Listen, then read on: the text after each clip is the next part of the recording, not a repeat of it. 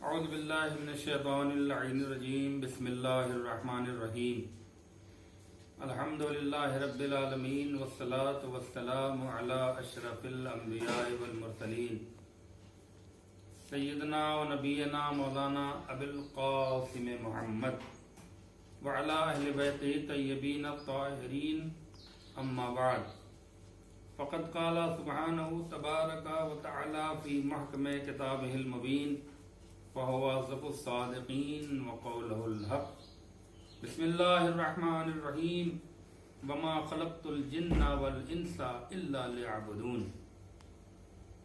ناظرین کرام و مومنین کرام، السلام علیکم.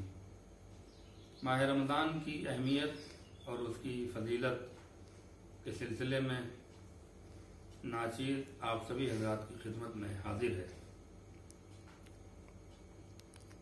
رمضان کا مہینہ شروع ہو چکا ہے اور آہستہ آہستہ یہ تاریخ اپنے کمال کی طرف بڑھ رہی ہے. یقیناً ماہ صیام ایک ایسا عظیم مہینہ ہے کہ جس مہینے میں پروردگار عالم اپنے رحمت کے دروازے کھول دیتا ہے اور اپنے بندوں پر بے شمار نعمت اور رحمت کی بارش کرتا ہے.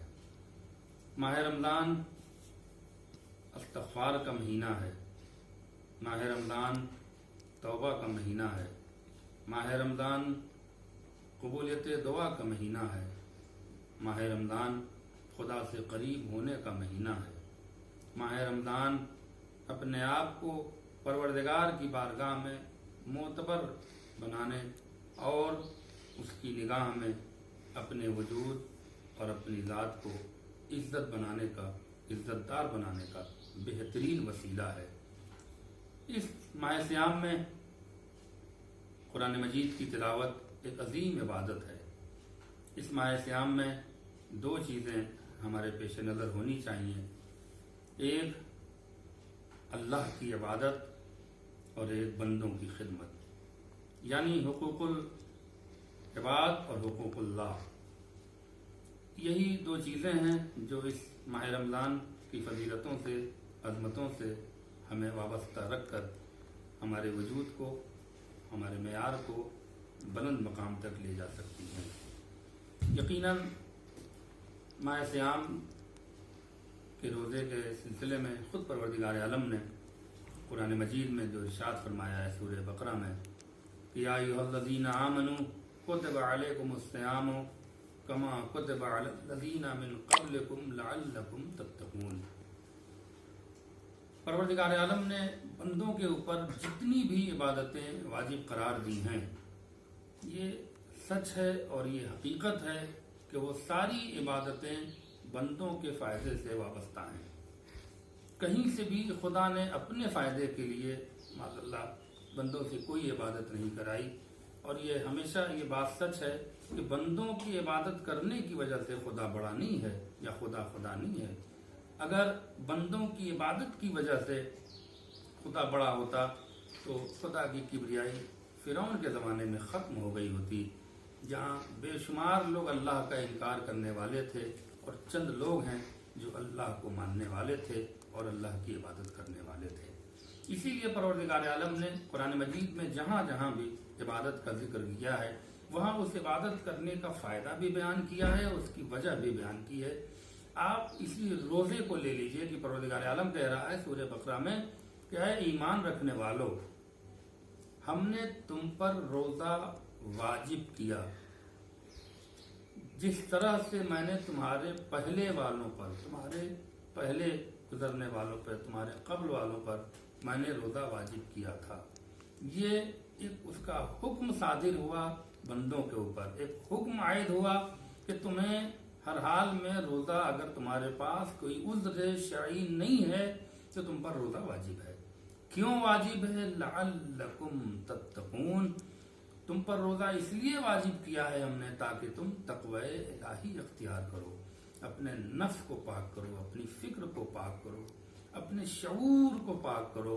اور جب ساری چیزوں سے خباثتیں دور ہو جائیں گی تو تم خود معاشرے میں ایک اچھے انسان بن کے سامنے آؤ گے۔ لہذا پروردگار عالم نے جو بھی عبادت بندوں پر واجب کی ہے، عائد کی ہے، اس نے فائدے بھی بیان کیے ہیں۔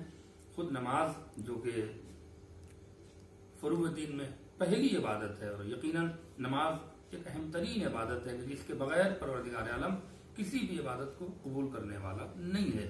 اس لیے اس نے کہا کہ ان الصلاۃ تنہا عن الفحشاء والمنکر، کہ دیکھو نماز ہی ایک ایسی عبادت ہے جو تمہیں ہر برائی سے محفوظ رکھ سکتی ہے، ہر برائی سے تمہیں دور کر سکتی ہے۔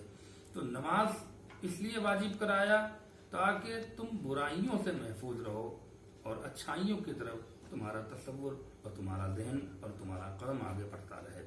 نماز تمہارے تقوی کے لیے، تقوی اللہ سے قریب ہونے کا نام ہے۔ اپنے نفس کے اندر جو آلودگیاں ہیں، جو بیماریاں ہیں، وہ ساری چیزوں کو، جو گندگیاں ہیں، اس کو پاک کرنا، اس کو منزہ کرنا، یہی تقوی الہی ہے کہ اگر فکر پاک ہوگی تو اس فکر میں اللہ کا ذکر آئے گا، اگر ذہن پاک ہوگا تو اس ذہن میں اللہ کی یادیں سمائیں گی، اگر دل پاک ہوگا تو اس دل میں اللہ کے لیے جگہ بنے گی، اس کی عبادت کا تصور ذہن میں آئے گا۔ یہی عبادت ہے، اور رمضان خاص طور سے ایک عظیم عبادت کا مہینہ ہے، جس میں خطبہ شعبانیہ میں حضور سرور کائنات حضرت محمد مصطفیٰ صلی اللہ علیہ وآلہ وسلم نے ارشاد فرمایا، اس ماہ مبارک کی عظمت کے سلسلے میں اور اس کی اہمیت کے سلسلے میں، کہ رمضان کا ہر دن تمام سالوں کے دنوں سے بہتر ہے، رمضان کی ہر رات تمام دنوں کی رات سے بہتر ہے، رمضان میں سونا تمام عام دنوں میں سونے سے کہیں بہتر ہے، رمضان کا ایک ایک لمحہ پروردگار عالم نے بندوں کے لیے عبادت قرار دیا ہے۔ حتیٰ یہ ہے کہ جیسا کہ معصومین کا بھی ارشاد ہے، اور یہ صحیح ہے یہ بات، کہ رمضان میں جو روزہ رکھ کے لوگ سو جاتے ہیں، اس سونے کو بھی پروردگار عالم عبادت میں شمار کرتا ہے۔ یہ ایک عظیم چیز ہے، اس لیے خطبہ شعبانیہ میں حضور سرور کائنات نے اس اہمیت کی طرف اور رمضان اور روزے کی فضیلت کی طرف ہمیں متوجہ کر کے بتایا ہے کہ اس مہینے میں انسان کو غافل نہیں رہنا چاہیے۔ اور اس سال تو جو عذاب الہی پوری دنیا میں ہے، بہرحال ہم سب مل کے دعا کریں گے، پروردگار ہم سے گناہ جو ہوئے ہیں اسے معاف فرما اور اس عذاب شدید سے اپنے تمام بندوں کو نجات دلا دے۔ لیکن ناظرین مومنین، میں یہ بات ضرور آپ سبھی حضرات کی خدمت میں عرض کرنا چاہتا ہوں کہ اس عذاب الہی کے توسل سے ہمیں جو گھر میں رہ کر بہترین عبادت کرنے کا موقع ملا ہے، شاید زندگی میں اس سے قبل نہ ملا ہو، اور آنے والی زندگی میں تو میں یہ کہہ رہا تھا کہ اس بہترین موقع جو عذاب الہی کے ذریعے بہرحال ملا ہے لوگوں کو، جو لاک ڈاؤن کا سلسلہ چل رہا ہے، گھروں میں بیٹھ کر اللہ کی بہترین عبادت کرنے کا موقع ہے، اللہ سے استغفار کرنے کا موقع ہے، اپنے آپ کو اللہ سے قریب کرنے کا موقع ہے، یہ ایک عبادت ہے۔ دوسری ہے کہ حقوق العباد، اب ظاہر سی بات ہے جو عالم ہے کہ بہت سے لوگ معلوم نہیں کس عالم میں ہیں، آیا وہ بھوکے تو نہیں ہیں، تو یہاں پر شریعت اور پروردگار ہمیں متوجہ کرتا ہے کم سے کم حقوق العباد کا بھی خیال رکھو۔ یہ نہیں ہے کسی اللہ کی عبادت کر کے گھر میں پڑے رہو اور نماز روزہ ملی سوچو کہ ہم نے حق ادا کر دیا، نہیں، شریعت کہتی ہے کہ حقوق اللہ کے بعد حقوق العباد ہے۔ ماہ سیام میں جتنا کار خیر کر سکتے ہو وہ تمہیں اور اللہ سے قریب کرے گا اور تمہیں اللہ کی بارگاہ میں بلند کرے گا۔ لہذا پڑوسیوں کا خیال، دیگر جو لاک ڈاؤن میں بہت مفلس ہیں، غریب لوگ، کم سے کم ان تک افطار کے ذریعے مدد کرنا بہت سے لوگوں نے کیا۔ اللہ ان تمام خدمت کرنے والوں کو سلامت رکھے۔ بڑی خوشی ہے کہ قوم ہماری آج بھی زندہ ہے، بیدار ہے۔ بہت سے لوگ لاک ڈاؤن میں انہوں نے مستحق تک، مجبور تک راشن کی شکل میں یا دیگر جو بھی صورت میں، جو بھی شکل میں مدد پہنچائی ہے، ہم سب ان کے لیے دعا کریں کہ پروردگار ان کی توفیقات میں اضافہ کرے۔ لیکن ماہ سیام میں الگ سے خود اس مہینے کی عظمت میں اور فضیلت میں ایک اہم ترین عبادت کا جز جو ہے وہ کار خیر ہے۔ کار خیر، کسی کی مدد کرنا، کسی کے یہاں افطار پہنچانا، इस तरह से भी मोमिन कर सकते हैं, बेहद सवाब है, बेहद अल्लाह खुश होगा। लिहाजा एक बेहतरीन मौका परवरदिगार आलम ने हम सबको दिया है कि आओ अब हम इससे करीब हो जाओ। लिहाजा हम सब मिलकर अल्लाह की बारगाह में इबादत करें, तस्बीह पढ़ें, जितना हो सकता है कुरान की तिलावत करें, क्योंकि कुरान मजीद की तिलावत आम दिनों में जब उसका सवाब है तो जाहिर सी बात है रमज़ान जैसे अजीम महीने में उसका सवाब उससे 1000 गुना ज़्यादा तिलावत करने वालों को मिलता है। बहुत से हजरात जो रोज़ा नहीं रख पाते हैं या कुरान नहीं पढ़ पाते हैं, अरबी पढ़ने से मजबूर हैं, उनके लिए ये है कि जो अरबी पढ़ रहा है, जो कुरान पढ़ रहा है, वो उसको गौर से सुने, उस तिलावत को सुने, तो जितना पढ़ने वाले को सवाब मिलेगा उतना ही सुनने वाले को मिलेगा। ऐसा करके आप एक्सक्यूज में और उज़्र ना पेश करें कि मौलाना मुझे तो अरबी नहीं आती है और मैं कुरान नहीं पढ़ सकता।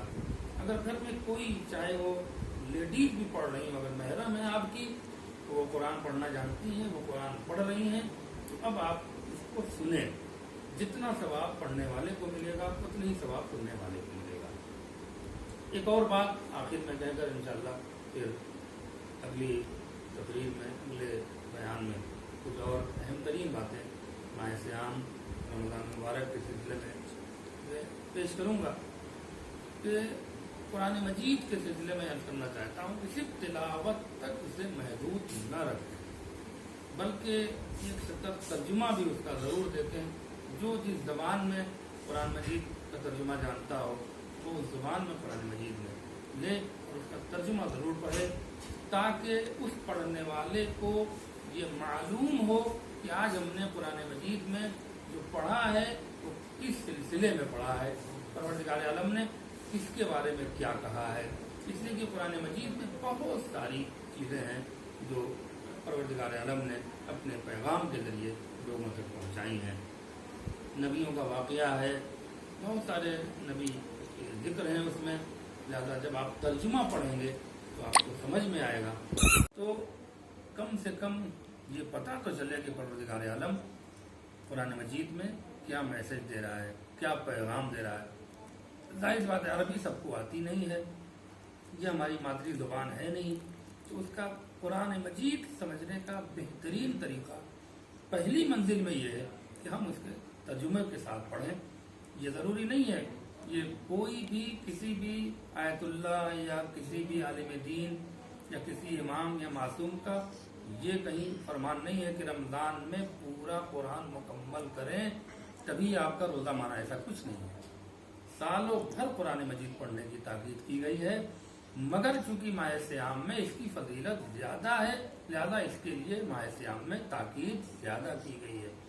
अगर आप 10 पारा भी पढ़ते हैं माह सियाम में इस रमज़ान के महीने में और तर्जुमे के साथ पढ़ते हैं, समझ के पढ़ते हैं, तो बगैर समझे हुए 10 कुरान से कहीं बेहतर होगा। तो मेरी यही गुजारिश है कि तर्जुमा भी, ट्रांसलेट भी आप ज़रूर पढ़ें कुरान मजीद का, ताकि आपको इल्म हो कि परवरदिगार आलम हमें इसके ज़रिए क्या मैसेज दे रहा है। आइए हम सब मिलकर दुआ करें कि परवरदिगार इस अजीम और मुबारक महीने में हमारी इस अजीम इबादत को कबूल फरमा, हमारे गुनाहों को माफ़ फरमा और इस अजाब से जो पूरी दुनिया में इस वक्त फैला हुआ है, कोरोना जैसे अजाब से तमाम बंदों को निजात दे। इन्नल्लाह व मलाइकतहू युसल्लूना अलन नबी या अय्युहल्लज़ीना आमनू सल्लु अलैहि व सल्लिमू तस्लीमा।